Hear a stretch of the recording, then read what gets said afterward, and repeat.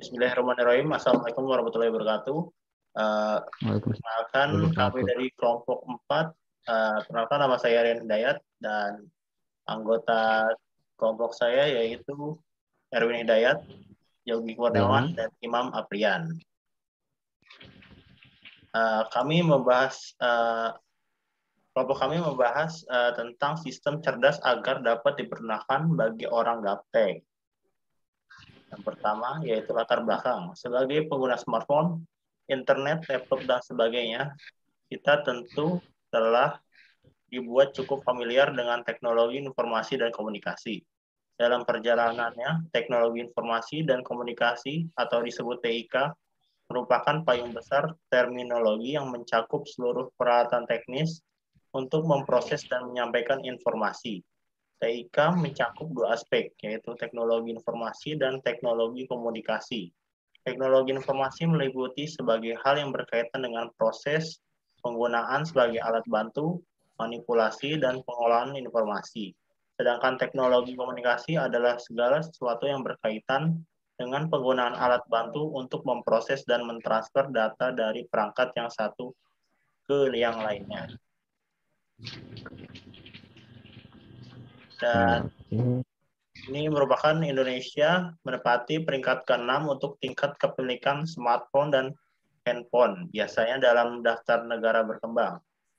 Kita lihat di sini tabelnya 30% tidak memiliki HP atau smartphone, 28% memiliki HP biasa, 42% orang Indonesia memiliki smartphone, dan ini menurut survei yang dilakukan oleh lembaga penelitian di Amerika Serikat, Pew Research Center di tahun 2018.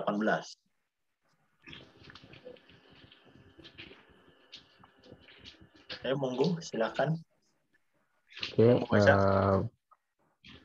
Ini adalah definisi kesenjangan digital menurut Dewan BKK tahun 2005.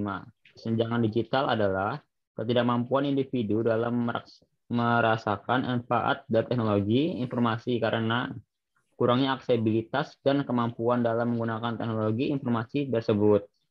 Itu dari Dewan 2005. Nah, lalu berikut ini ada faktor-faktor digital, faktor-faktor kesenjangan digital.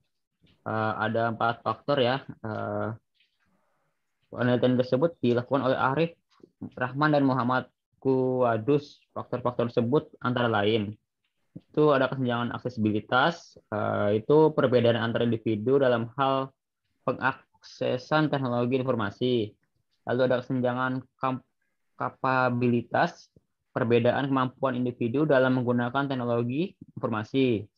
Lalu ada kesenjangan ekonomi, perbedaan tingkat ekonomi yang berkaitan dengan kemampuan untuk menyediakan berbagai teknologi informasi.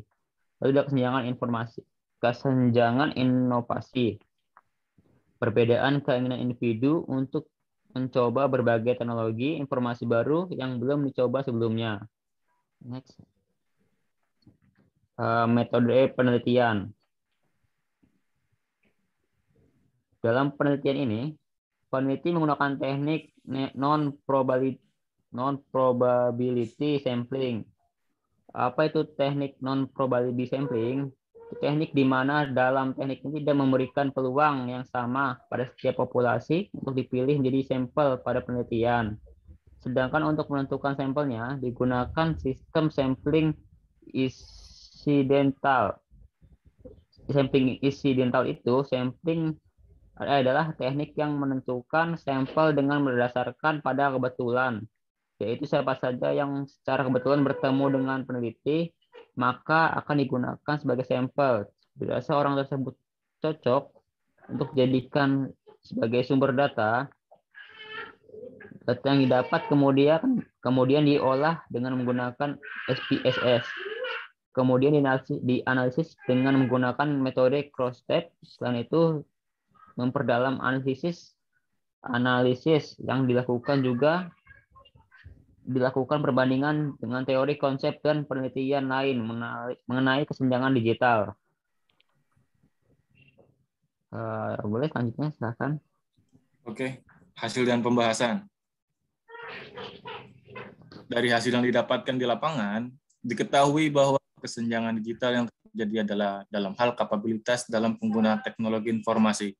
Faktor-faktor seperti aksesibilitas, ekonomi, dan inovasi tidak begitu berpengaruh terhadap kesenjangan digital yang terjadi dalam hal kapabilitas pengoperasian teknologi informasi, misalnya komputer, laptop, internet, dan lainnya. Juga masih menunjukkan gejala ketidakmampuan diri responden, misalnya dalam hal mengoperasikan teknologi informasi yang dimiliki di rumah. Responden masih didominasi oleh mereka yang kurang mampu mengoperasikannya dengan baik. Dari 60 ini dari 64 responden, dan bahkan masih dalam tahap belajar 11 responden. Teknologi informasi tersebut antara lain komputer, laptop, berbagai macam gadget, serta Wi-Fi dan modem sebagai koneksi internet. Sedangkan untuk kapabilitas pengoperasian teknologi informasi yang ada di sekolah, di mana di setiap sekolah tersedia laptop, komputer, LCD, dan Wi-Fi, juga menunjukkan hasil yang hampir sama, di mana sebanyak 64 dari 100 responden juga masih belum mampu mengoperasikan dengan baik. Maka kesimpulannya yang didapatkan dari jurnal ini adalah seluruh masyarakat Indonesia dalam wawasan teknologi masih sangat minim, terutama bagi para pelajar, guru, dan mahasiswa. Perlunya bimbingan bagi mereka untuk tidak tertinggalnya pengetahuan teknologi informasi, sehingga tidak gaptek lagi. Pembuat sistem oleh